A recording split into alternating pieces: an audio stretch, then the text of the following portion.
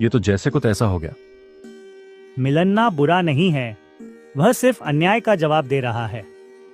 पंचायत की तैयारी। गांव में खबर फैल गई कि फिर पंचायत बैठेगी। औरतें अपने अपने आंगन में बातें कर रही थीं। बच्चे भी फुसफुसा रहे थे। कल फैसला होगा, देखते हैं क्या होता है। उधर घर में त्रिमन्ना गुस्से से टहल रहा। मैं उसे सबक सिखाऊंगा।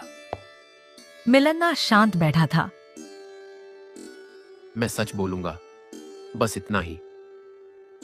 कल पंचायत में क्या होगा? क्या त्रिमन्ना का लालच सामने आएगा या फिर कोई नया मोड़ आएगा? अगली सुबह पूरा गांव और पंचायत के लिए इकट्ठा हो गया। चौपाल के पास दोनों भाइयों को बुलाओ। त्रिमन्ना छाती तान कर आया, लेकिन उसके चेहरे पर घबराहट साफ थी। मिलन्ना शांत था, सिर झुकाए खड़ा। अब क्या नया झगड़ा है? मुखिया जी, मिलन्ना भैंस को तालाब में खड़ा करता है। दूध खराब हो रहा है। तू ऐसा क्यों कर रहा है? मुखिया जी, पीछे वाला हिस्सा मेरा है। मैं वही कर रहा हूं जो पहले तय हुआ था। जब तिरन्ना मुंह वाले हिस्से पर डंडा मारता था तब तू चुप क्यों रहा? मैंने सोचा था भैया समझ जाएंगे। गांव के लोग आपस में बात करने लगे। मुखिया जी, हम सबने देखा है, त्रिमन्ना जानबूझकर भैंस को डराता था। बेचारा मिलन्ना रोज लात खाता था। जानवर को हिस्सों में बांटना ही गलत था।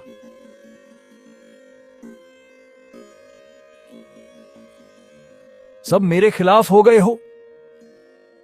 चुप रहो। पंचायत में ऊंची आवाज नहीं। त्रिमन्ना, तू सच सच बता, क्या तूने भैंस के मुंह पर डंडा मार? मेरा हिस्सा था। हिस्सा था, पर अत्याचार करने का अधिकार नहीं। मुखिया ने पंचों से सलाह की। हमसे गलती हुई थी।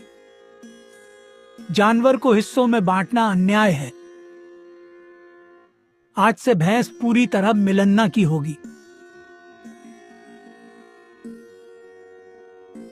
त्रिमन्ना हक्का बक्का रह गया। ये अन्याय है। अन्याय तब था जब तू लालच में अंधा हो गया था। लालच का यही अंजाम होता है। मिलन्ना ने सहकर भी सच का साथ दिया। त्रिमन्ना पहली बार खुद को अकेला महसूस कर रहा था। उधर मिलन्ना ने भैंस को प्यार से सहलाया। अब तुझे कोई नहीं सताएगा। कुछ ही दिनों में भैंस फिर से स्वस्थ हो गई। दूध बढ़ गया। गांव की अम्मा बोली, देखो, प्यार से सब सुधरता है। महीनों बाद भयंकर बारिश हुई। त्रिमन्ना की फसल पूरी तरह बर्बाद हो गई। वह हताश होकर घर बैठा था। अब मैं क्या करूं? उसने सिर पकड़ लिया। उधर मिलन्ना की फसल आधी बच गई थी। उसके पास थोड़ी बचत भी थी। एक शाम त्रिमन्ना उसके दरवाजे आया। आवाज धीमी। मिलन्ना, मदद चाहिए। भैया अंदर आइए। मैंने तेरे साथ गलत किया, पर आज मैं मजबूर हूं। भैया मैंने दुश्मनी नहीं रखी। उसने अनाज और कुछ पैसे उसे दे दिए। त्रिमन्ना की आंखें भर आईं। मैं तेरे जैसा क्यों नहीं सोच पाया? जैसे को तैसा जरूरी है, पर बुराई का जवाब बुराई से नहीं, अच्छाई से देना चाहिए। अन्ना का सिर झुक गया। उस दिन उसके भीतर का घमंड टूट गया। बरसात खत्म हो चुकी थी। खेतों में धान की बालियां झूम रही थीं। गांव में फिर से चहल पहल लौट आई थी। बाहर से देखने पर सब कुछ शांत था, लेकिन त्रिमन्ना के मन में तूफान चल रहा था। पंचायत के फैसले के बाद से ही वह अंदर ही अंदर जल रहा था। लोग मिलन्ना की तारीफ करते नहीं थकते थे। कोई कहता मिलन्ना कितना धैर्यवान है, कोई कहता देखो, सच्चाई की जीत हुई। त्रिमन्ना को लगता जैसे हर शब्द उसके दिल पर चोट कर रहा हो। रात को वह अपने आंगन में अकेला बैठा बड़बड़ाता। सबने मुझे ही गलत ठहरा दिया, जैसे सारी गलती मेरी थी। धीरे उसके मन में बदले की आग फिर से भड़क उठी।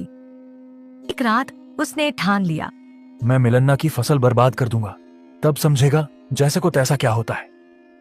रात का समय था, आसमान में बादल छाए थे। त्रिमन्ना फावड़ा लेकर चुपके से खेत की ओर बढ़ा।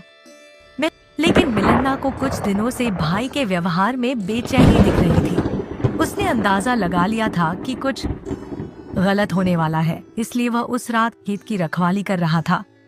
जैसे ही त्रिमन्ना मेड़ काटने झुका, पीछे से आवाज आई, भैया रुक जाइए। त्रिमन्ना चौंक गया, हाथ से फावड़ा गिर पड़ा। तू यहाँ क्या कर रहा है? मैं अपने खेत की रखवाली कर रहा हूँ और आपके मन की भी। तूने पंचायत में मुझे नीचा दिखाया, सबके सामने मेरा अपमान हुआ।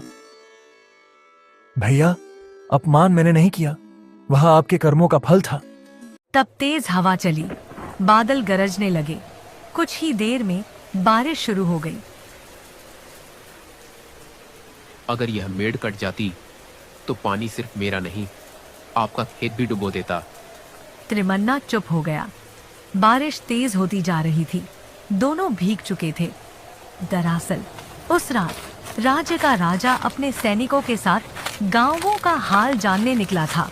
वह अक्सर भेष बदलकर प्रजा की स्थिति देखने जाता था। अचानक बारिश के कारण वे उसी खेत के पास रुक गए। राजा ने दोनों भाइयों को देखा। यहाँ क्या हो रहा है? ना डर गया, वह कुछ बोल नहीं पा रहा था। राजा ने दोबारा पूछा, सच बताओ, रात के अंधेरे में मेड़ क्यों काटी जा रही थी? महाराज, यह मेरे बड़े भाई हैं। गुस्से में आकर गलती करने वाले थे, लेकिन अभी कुछ बिगड़ा नहीं है।